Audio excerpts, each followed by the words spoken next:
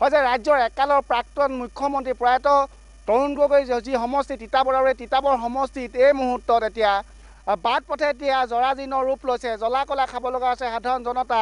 আৰু আমি উপস্থিত আছোঁ ধুদৰালি অঞ্চলত। আৰু এই ধুদৰালি অঞ্চলটোতে এই মুহূৰ্তত আমি দেখুৱাই যে এই ধুদৰালি অঞ্চলটোৱে হৈছে বিভিন্ন ধৰণৰ যান বাহন অহা যোৱা কৰে। VIP বাহন অহা যোৱা কৰে। আমি এই মুহূৰ্তত দেখুৱাইছোঁ যে কিছু দৃশ্যাংশ যে আমি যদি এই কাষৰ যদি দৃশ্যটো দেখুৱাবলৈ যত্ন কৰোঁ যে ৰাস্তাৰ যিটো বাহনৰ যিটো লানি সেই লানিটো যদি দেখুৱাবলৈ চেষ্টা কৰোঁ যে VIP অহা যোৱা কৰা এইটো হৈছে এটা পথ। আৰু এই পথটোত এতিয়া এই মুহূৰ্তত জৰাজীৰ্ণ ৰূপ লৈছে। এখনৰ পাছত এখনকৈ চৰকাৰ আহিছে আৰু গৈছে, কিন্তু বাস্তৱ ক্ষেত্ৰত কিন্তু এখনো চৰকাৰে কিন্তু এই মুহূৰ্তলৈকে এইসমূহ বাট পথ নিৰ্মাণৰ বাবে কিন্তু কোনো ধৰণৰ ব্যৱস্থা গ্ৰহণ কৰা নাই। আমি কিছু দৃশ্যাংশ দেখুৱাইছোঁ এতিয়া পথৰ মাজত এতিয়া এইদৰে এতিয়া যথেষ্ট এটা শোচনীয় অৱস্থা।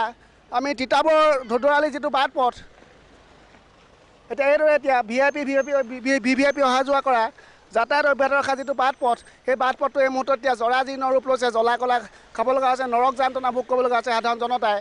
আৰু আমি কিছু কথা পাতিবলৈ যত্ন কৰিম, যিহেতু ছাত্ৰ সন্থা আছে, ছাত্ৰ সন্থাৰ যিসকল নেতাকৰ্মী আছে তেখেতলোকৰ লগত অকণমান কথা পাতিবলৈ যত্ন কৰিম যদি মাজলৈ আহে সুবিধা হ'ব।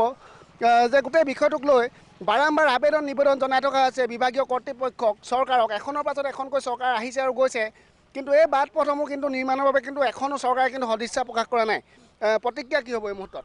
আমি তিতাবৰ আঞ্চলিক ছাত্ৰ সন্থাই চৰকাৰক তীব্ৰ ভাষাৰে গৰিহণা জনাইছোঁ। আগন্তুক দিনতো প্ৰায় 1.5-2 বছৰ ধৰি এইটো ৰাস্তা জৰাজীৰ্ণ অৱস্থাতে আছে, যাৰ ফলত জনসাধাৰণৰ যাতায়াতত যথেষ্ট অসুবিধাৰ সন্মুখীন হৈছে। পূৰ্বেও আমি চৰকাৰক স্মাৰকপত্ৰ প্ৰদান কৰিছিলোঁ, তেওঁলোকৰ কোনো গা লৰা দেখা নগ'ল। আজি আমি তিতাবৰ আঞ্চলিক ছাত্ৰ সন্থাই অসম চৰকাৰক সকীয়াই দিব বিচাৰিছোঁ যে আগন্তুক যদি এমাহৰ ভিতৰত এই ৰাস্তাটোৰ মেৰামতিৰ কাম আৰম্ভ নকৰে তেতিয়া তিতাবৰ আঞ্চলিক ছাত্ৰ সন্থাই কঠোৰ কাৰ্যসূচী ল'বলৈ বাধ্য হ'ম। কঠোৰ কাৰ্যসূচী ল'বলৈ বাধ্য হ'ব, এই কথাটো সকীয়াই দিছে। আৰু এইটো হৈছে ঐতিহাসিক ধুদৰালি বুলি কোৱা হয়, যিসকল ধুদসকলে নিৰ্মাণ কৰা হৈছিল এই পথটো। আৰু এই পথটো নিৰ্মাণৰ বাবে পুনৰ নিৰ্মাণৰ বাবে বা মেৰামতিৰ বাবে যোৱা সময়ছোৱাত বিৰোধী দলৰ যিগৰাকী দলপতি দেৱব্ৰত শইকীয়া তেখেতে শিৱসাগৰত প্ৰতিবাদ কৰিছিল, নাজিৰাত প্ৰতিবাদ কৰিছিল। সমান্তৰালভাৱে বিধায়ক ৰূপজ্যোতি কুৰ্মীয়ে মৰিয়নিৰ পৰা আৰম্ভ কৰিলৈকে সেই পথছোৱাত প্ৰতিবাদ কৰিছিল। কিন্তু বাস্তৱ ক্ষেত্ৰত এখনো চৰকাৰে কিন্তু এই পথটো কিন্তু নিৰ্মাণৰ বাবে কোনো ধৰণৰ ব্যৱস্থা গ্ৰহণ কৰা নাই, কোনো ধৰণৰ সদিচ্ছা প্ৰকাশ কৰা নাই। নতুন চৰকাৰখন আহিছে মন্ত্ৰী ডক্টৰ হিমন্ত বিশ্ব শৰ্মাৰ নেতৃত্বত। এই মুহূৰ্তত তেওঁলোকে যিখন নতুন চৰকাৰ লাভ কৰিছে তেখেতলোকৰ পৰা আশা প্ৰকাশ কৰিছে যে এই পথসমূহ কিন্তু অনতিপলমে নিৰ্মাণৰ এটা ব্যৱস্থা চৰকাৰখনে গ্ৰহণ কৰিব, তেনে এক ধাৰণা কৰা হৈছে। কিন্তু বাস্তৱ ক্ষেত্ৰত এই মুহূৰ্তলৈ কিন্তু সেইসকল চৰকাৰৰ কিন্তু সেইসকল প্ৰতিনিধি কিন্তু এই মুহূৰ্তলৈকে অহা নাই, বা তেওঁলোকৰ যিসমূহ বিভাগীয় কৰ্মচাৰী আছে, বিষয়া আছে, ঠিকাদাৰ আছে, ইঞ্জিনিয়াৰ আছে, তেওঁলোকে কিন্তু এইসমূহ বাট পথেদি অহা যোৱা কৰে নিতৌ। আৰু কেইবাজনো মন্ত্ৰী বিধায়ক এই পথটোৱেদি অহা যোৱা কৰে। গোলাঘাটলৈ এই পথটোৱেদি অতুল বৰা যিগৰাকী মন্ত্ৰী, অগপ মন্ত্ৰী, তেখেতো এই পথটোৱেদি অহা যোৱা কৰা দেখা পোৱা যায়। কিন্তু বাস্তৱ ক্ষেত্ৰত কিন্তু এইসমূহ পথৰ কিন্তু যিটো শোচনীয় অৱস্থা, সেই শোচনীয় অৱস্থাত কিন্তু অৱস্থাক লৈ কিন্তু এই মুহূৰ্তলৈকে কোনো ধৰণৰ ব্যৱস্থা গ্ৰহণ বা তেনেধৰণৰ তেওঁলোকৰ কোনো ধৰণৰ প্ৰতিক্ৰিয়া কিন্তু দেখা পোৱা নাযায়। আকৌ এবাৰ আহিম যে কথা পাতিবলৈ যত্ন কৰিম যে বহু VIP এই পথটোৱেদি অহা যোৱা কৰে, কিন্তু কোনেও কিন্তু এই গোটেই বিষয়টোক লৈ কিন্তু নিমাত।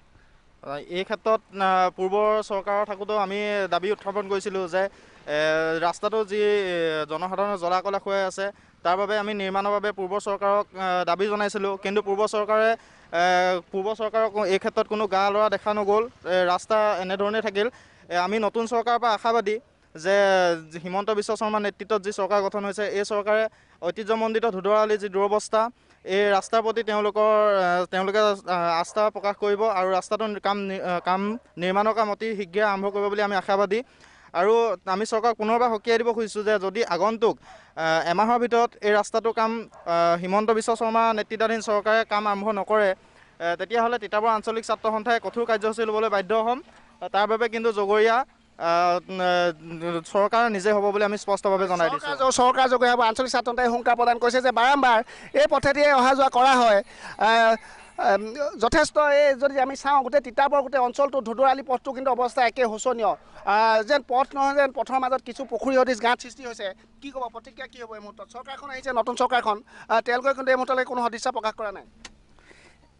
মই কিন্তু ক'ম এতিয়া চৰকাৰে যিটো কৈছে আৰু কৈছে আৰু কিন্তু ক'ম হয় নিশ্চিতভাৱে প্ৰতিক্ৰিয়া প্ৰকাশ কৰি কৈছে যে চৰকাৰখনে কৰে এটা আৰু কৰিছে এটা তেনেধৰণৰ প্ৰতিক্ৰিয়া প্ৰকাশ কৰিছে এইসকল পথাচাৰীয়ে আৰু তেওঁলোক আৰু আছে আমি তেওঁলোকৰ লগত কিছু কথা পাতিবলৈ যত্ন কৰিম কিন্তু আমি তাৰ প্ৰাক মুহূৰ্তত যদি আমি চাবলৈ যাওঁ যে পথ নহয় যেন পথৰ মাজত কিছু পুখুৰী সদৃশ গাঁত কিন্তু সৃষ্টি হৈছে এখনৰ পাছত এখনকৈ চৰকাৰ কিন্তু কোনো ধৰণৰ সদিচ্ছা প্ৰকাশ কৰা নাই যাৰ ফলত এতিয়া এইদৰে এতিয়া পথৰ মাজত এতিয়া এইদৰে এতিয়া ডাঙৰ ডাঙৰ গাঁতৰ সৃষ্টি হৈছে যাৰ পৰিপ্ৰেক্ষিতত এতিয়া মৰণ ফান্দত পৰিণত হৈছে জমৰ যান্ত্ৰণা ভোগ কৰিবলগা হৈছে পথাচাৰীসকলে কিন্তু কোনো ধৰণৰ ভূক্ষেপ নাই যাৰ পৰিপ্ৰেক্ষিততে যথেষ্ট প্ৰতিক্ৰিয়াৰ সৃষ্টি হৈছে কেৱল তিতাবৰতে নহয় তিতাবৰ মৰিয়নি শিৱসাগৰ নাজিৰা আমগুৰি সকলো অঞ্চলতে এতিয়া ধুদৰালিৰ এই জৰাজীৰ্ণ ৰূপ কি হ'ব প্ৰতিক্ৰিয়া কি হ'ব কি ক'ব এই মুহূৰ্তত যথেষ্ট এই পথেদি অহা যোৱা কৰি থকা হয় যথেষ্ট হাহাকাৰ পৰিস্থিতিৰ সৃষ্টি হৈছে যিসকল পথাচাৰী আছে তেওঁলোকৰ মাজত কি ক'ব সোনকালে ভাল কৰি দিব লাগে